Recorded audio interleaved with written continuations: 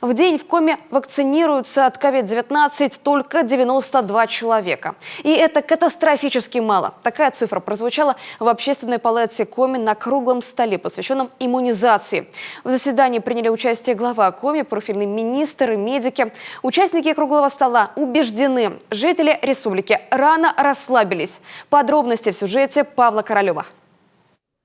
На начало февраля коллективный иммунитет жителей республики составлял 73%. Сегодня всего 42%. Снижение за 3 месяца почти в 2 раза. И с каждым днем цифра становится ниже. Темпы вакцинации катастрофически падают, резюмирует руководитель Минздрава Коми. Значит, на сегодняшний момент, на 12 мая, привито 354 261 пациент. Это 70% от плана или всего 56% от взрослого населения республики.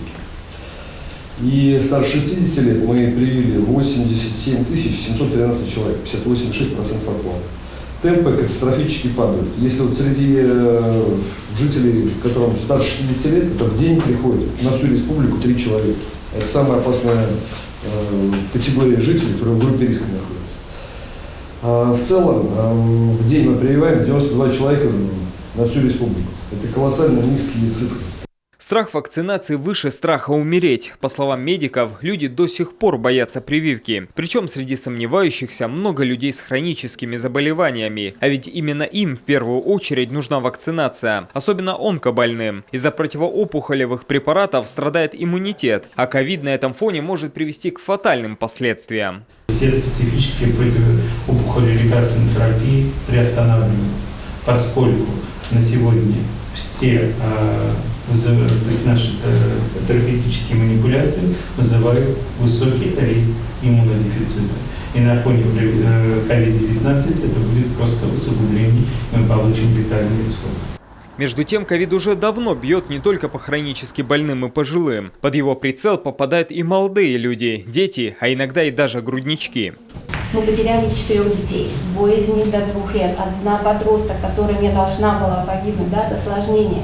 Вы видите, что у нас стали болеть малыши первого месяца жизни, болеть тяжело, которые были рождены от мам, которые переносили коронавирусную инфекцию на поздних сроках, и, к сожалению, мы потеряли 3 рожениц. Много? Мало? Трагедия 3 семей. И это не говоря о том, что мало еще победить ковид. Зачастую у выздоровевших пациентов существенно снижается качество жизни, появляются проблемы со здоровьем. При том, что вакцинированные переносят болезнь намного легче и без последствий. Безусловно, с мифами и фейками о вакцинации нужно бороться активнее, считает глава Коми. И главным орудием здесь должно стать слово врача. Я имею право, как доктор медицинских наук, говорить о том, что сегодня мы с вами находимся в неком вакууме. И вакуум это заключается в том, что общество реагирует на самозванцев, на людей, которые не имеют никакого абсолютно отношения к медицине, но используют качество трибуны по разным абсолютно направлениям. Это и телеграм-каналы, это и политические партии, которые тоже используются не для и не за людей, а для достижения своих собственных принципов, ложных зачастую.